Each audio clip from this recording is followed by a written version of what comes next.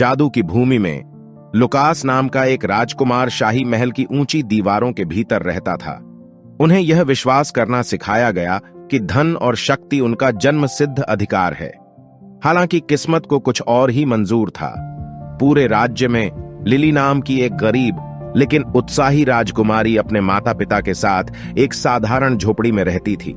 एक धूप वाले दिन, जैसा कि भाग्य को मंजूर था, लुकास महल की दीवारों से आगे निकल गया और गांव की खोज करते समय लिली से उसका सामना हुआ।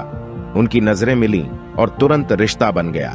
लुकास लिली की दयालुता और विनम्रता से मोहित हो गया, जबकि लिली ने लुकास के शाही स्वरूप से लेकर उसके भीतर के व्यक्ति को देखा।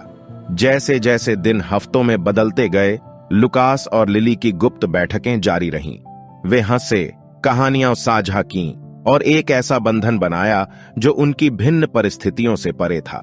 लुकास ने राज्य में असमानताओं पर सवाल उठाना शुरू कर दिया, यह महसूस करते हुए कि जीवन में उसके विशेषाधिकार प्राप्त अस्तित्व के अलावा और भी बहुत कुछ है। एक शाम एक भव्य गेंद की घोषणा की गई, जहां लुकास को कुलीन परिवारों से दुल्हन चुननी थी। इसका सामना करते हुए वह अब अपने दिल की इच्छा को नजरअंदाज नहीं कर सका। गेंद पर उन्होंने एक चौंकाने वाली घोषणा की।